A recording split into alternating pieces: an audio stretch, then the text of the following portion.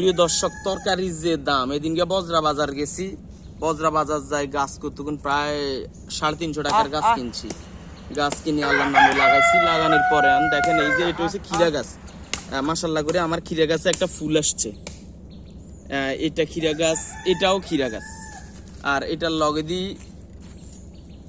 সমন্বয় করি বেল্লাই দুইটা লাড়ি গাছ ওই গাছ দিয়ে দিছি আর কি। এগুলো হচ্ছে দিয়ে বাগানি দিয়ে দিব, সিবের মধ্যে এগুলো হচ্ছে মই উঠে যাব। এটাও হচ্ছে লাড়ি গাছ ওই গাছ আর কি, বা অনেকে বরবুটি বলেন আর কি। যারা চিন্তা করলাম যত্ন করলে রত্ন মিলে, তো তারই ধারাবাহিকতায় যে হাতের তুন যাই হেনা হসা লই আইছি। হেনা হসা আনে এগিন দিছি, এই সাইড পাশে দিলাম। এটা সাইড পাশে মাটি দিয়ে দিমু আর কি। আরো আছে, আসেন আপনাদেরকে দেখাই। আগাছা জন্মাই গেছে, আগাছা ফালাই দিতে হইব। এগুলো আগাছা, এই যে হেনা হসা এই জ্ঞান না, ইয়া কিন্তু লাড়িয়েছে হয়ে গেছে। এই ইয়া লাড়িয়েছে হয়ে গেছে। এইগুলোর মধ্যে অনেক কেনা হেনা হসা দিয়ে দিয়ে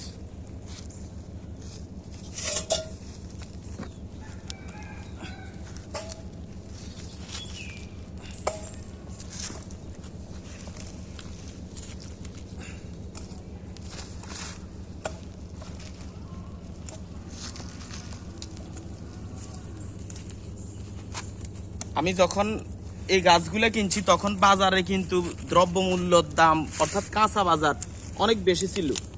টমেটোর কেজি ছিল প্রায় 180 টাকা। এরপরে একটা ফুলকপি তথা 1 কেজি ফুলকপির দাম ছিল 80 টাকা।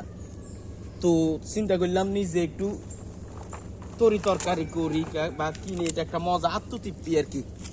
তার ধারাবাহিকতা হচ্ছে কিনারে জায়গায় খালি হয়ে রয়েছে, এনে আমি কোকে গাছ লাগাই দিছি আর কি। আমরা হাতরে তো হেনা হসার অভাব নাই, তো এই যে কিছু হেনা হসা এটা জৈব সারের কাজ করব। এই হেনা হসাই কিন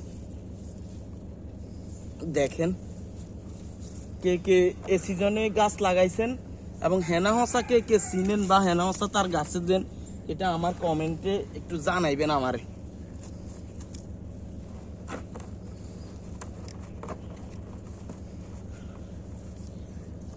গেত কি আর দেন লাগবো নি আম্মা?